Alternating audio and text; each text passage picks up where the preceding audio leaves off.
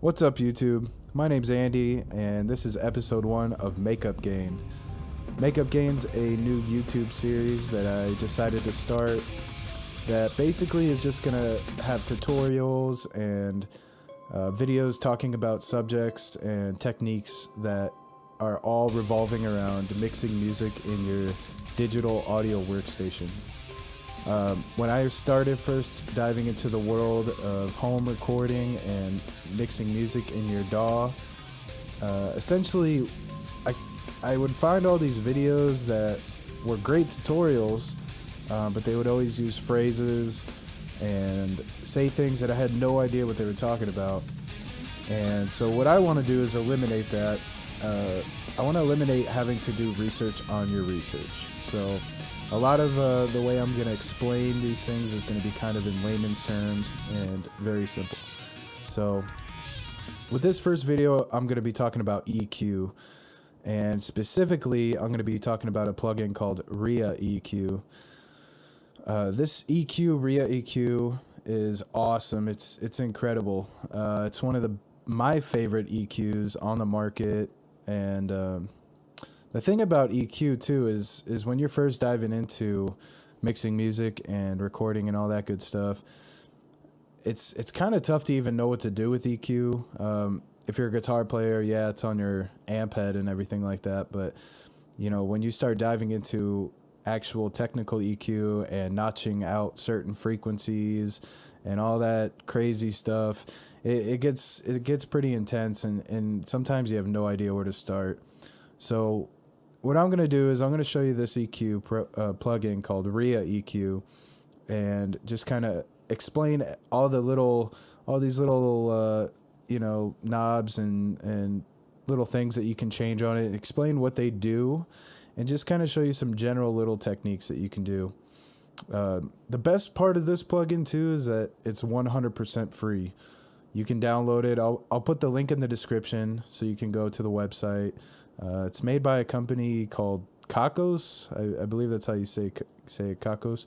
Not sure exactly, but they also make the digital audio workstation, or DAW, that I'm using. It's called Reaper. It's awesome. But anyways, let's talk about ReaEQ. So let's start with everything that you're seeing here. Let me open up a fresh one here.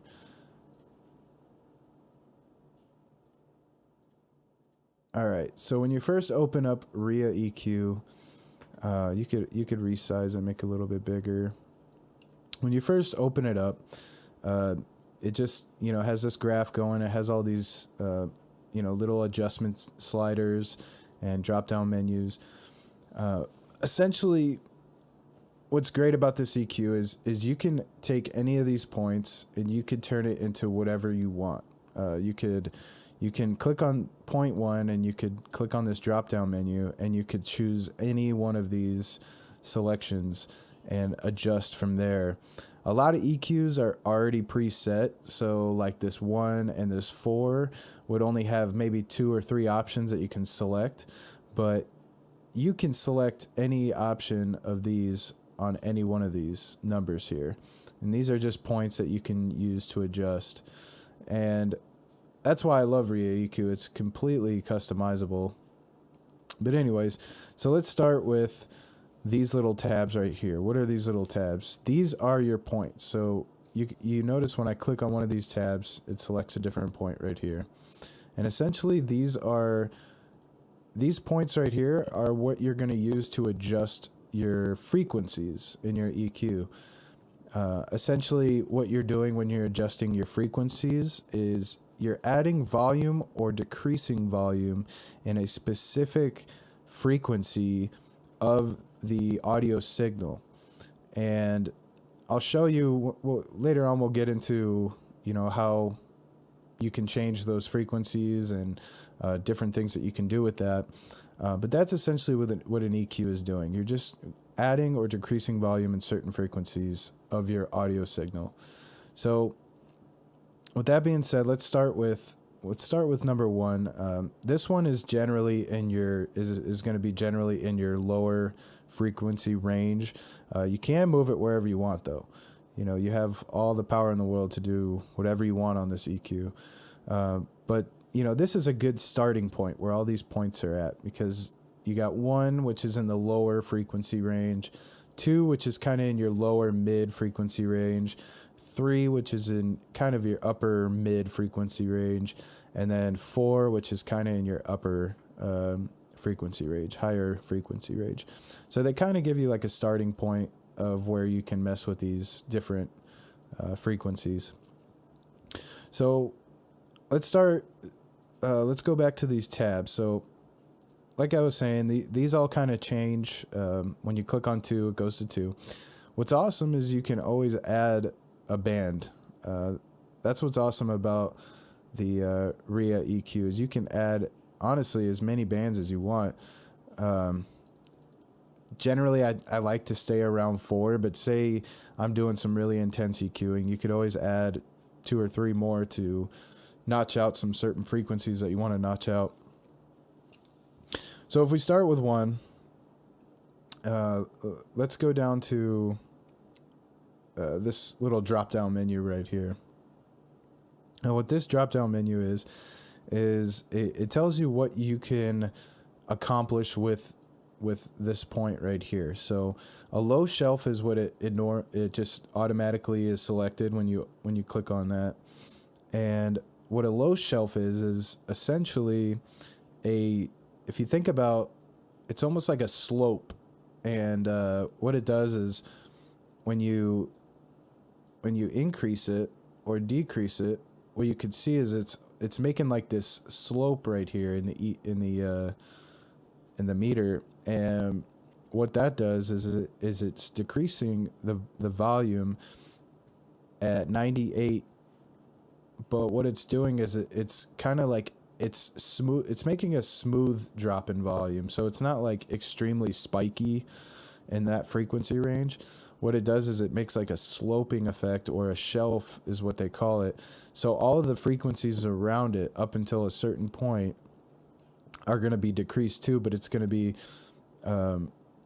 like this slope. So what it does is it's a smooth little decrease there. So that's shelf. Shelves are really good for, like, say you want to add like a general high boost or a general low boost to your signal to kind of give it more of a beef or a crispier sound. You could just do a quick little high shelf and kind of figure out what frequency range you want it to be in and listen to it. And it's just a quick little way to add a little crispiness or beef to your low end. And it's a really great technique that you can use, say for a lead guitar or something you want it to cut through.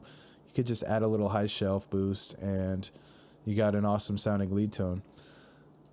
The next little thing under here is high shelf, which we just kind of talked about. It's essentially the same thing as low shelf. It's just the opposite. It's on the high end of the frequency range. Band is essentially what 2 and 3 are defaulted as, and band just means you have kind of free range to move that around anywhere or dip it down anywhere you want.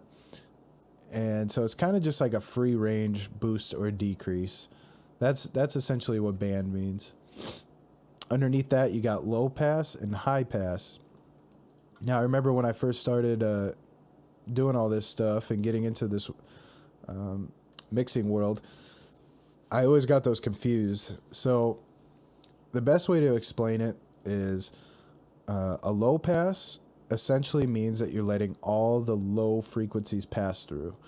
A high pass means that you're letting all the high frequencies pass through. So if you change that to low pass, look at it, it's like a huge cut right there, and all these are cutting out, and only these little low frequencies are coming through. If you do a high pass though, all these higher frequencies are cutting out, and it's cutting out the super sub low frequencies. Now, to adjust that, it's all in this slider right here. So you see it says frequency, and you move this, when you adjust this left or right, you see the number 1 moving left or right. And you also see the number right here. This is your frequency number. So I love using high passes and low passes. I use them everywhere. It's a great way to clean up low end, get rid of some sub low frequencies that aren't needed, or even those super harsh highs. Sometimes when you're mixing cymbals or you're mixing some overhead sounds, those mics that are used to record those pick up really high frequencies that are definitely not needed, and sometimes it causes like an S sound, or it's just like a real harsh sound to the ear. The quick way you fix that is you'd pick a low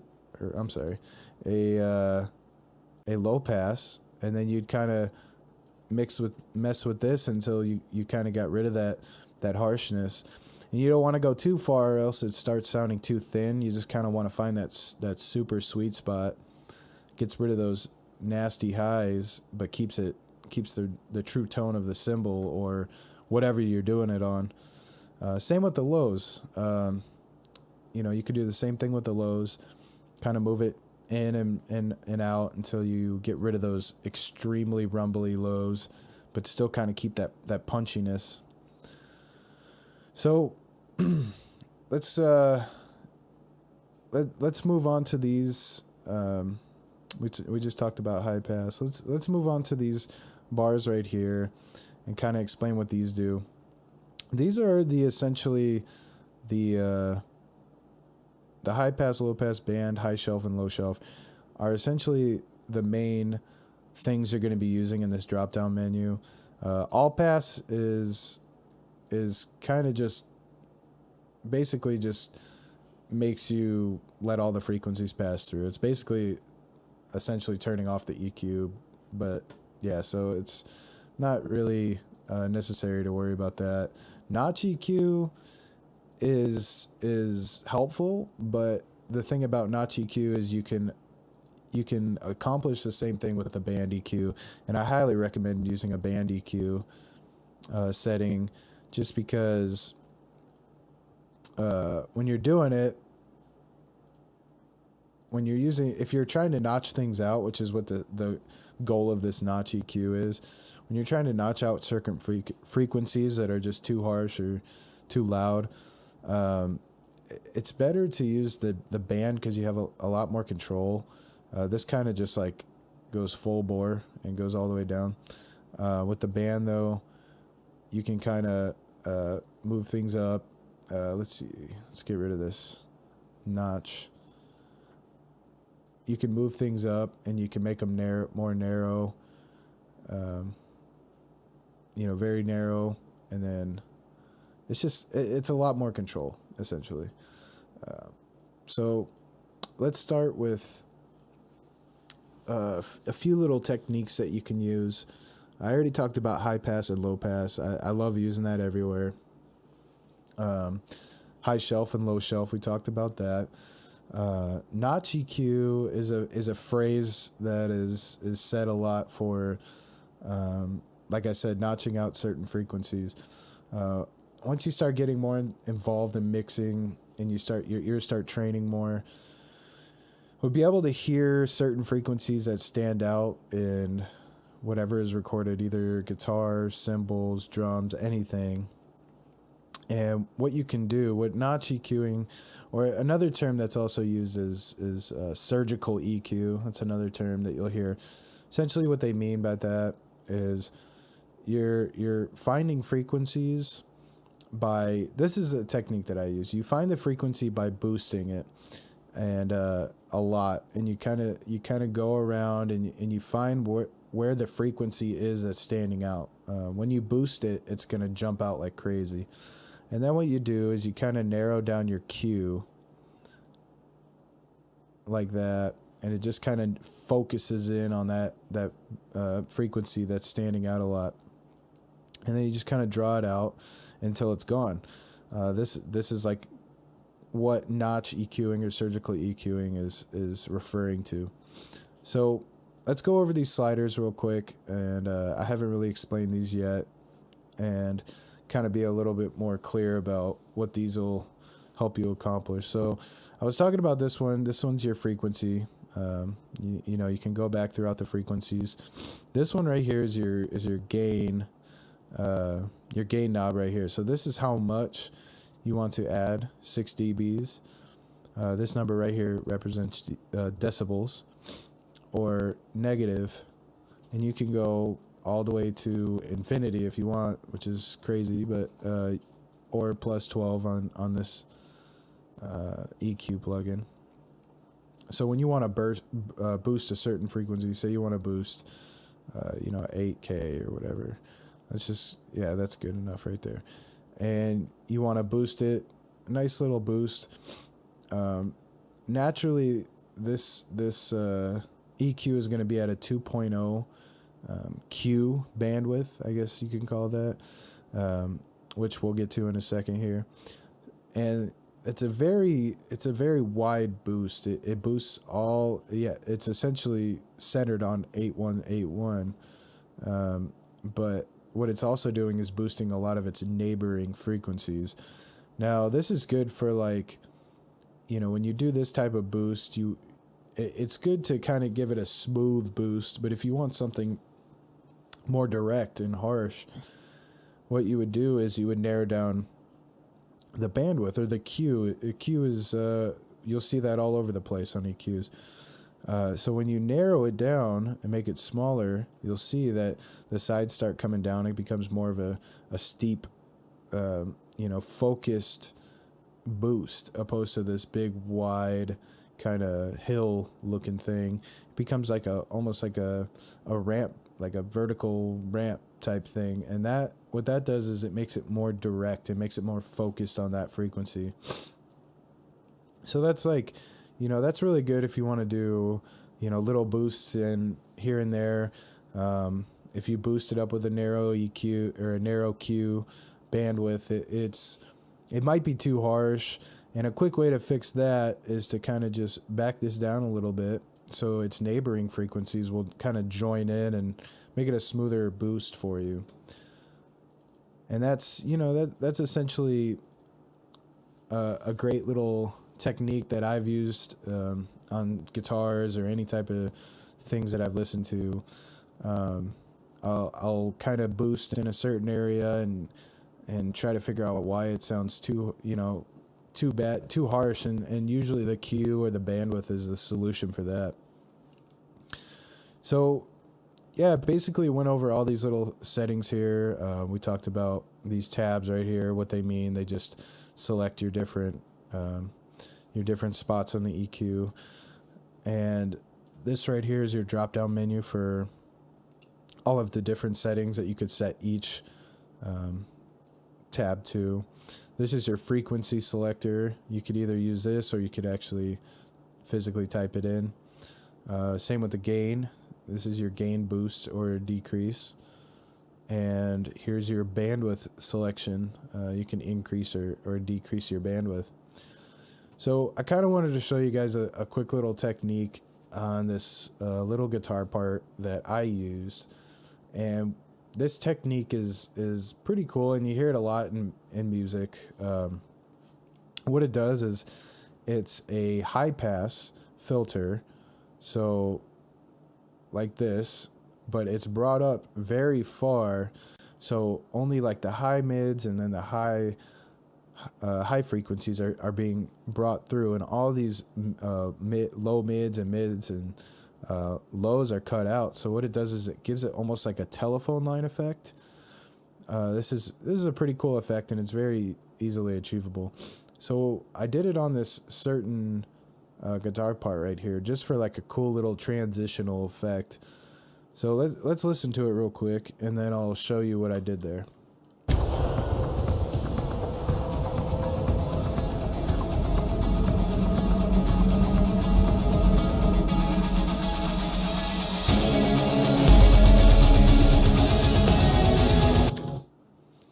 So yeah, if you listen to this right here, this little part right here, I did a little effect on this specific part right here. And let's check out what I'm doing here on the EQ. So like I said before, it's just a general high pass. What I did was when I did it, I created the high pass, and then I just kind of dragged this around until I found a really pleasing spot that sounded good to me, that kind of gave it that cool telephone line effect. Let's listen to it without it real quick.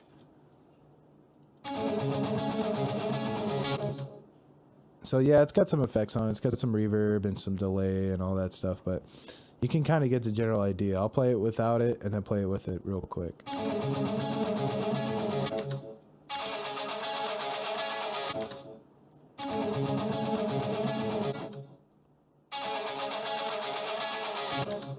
So yeah, it's a pretty cool effect, and you could see, you could clearly hear the difference there.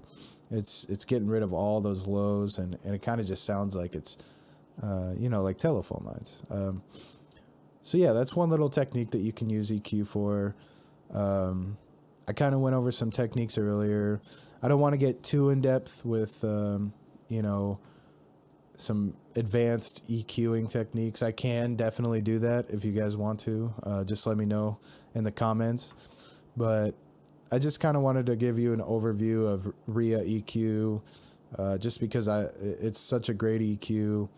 I usually use it all over the place in my mixes, and the best part is it's free, so you can't go wrong trying it out. Like I said earlier, I'm going to put the link in the description, so you could go check out Kakos and all their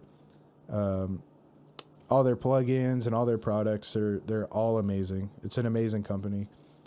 So yeah, that's first episode of Makeup Gain. I hope you guys enjoyed it. If you guys have any requests or anything like that, just let me know in the comments. Thanks for watching.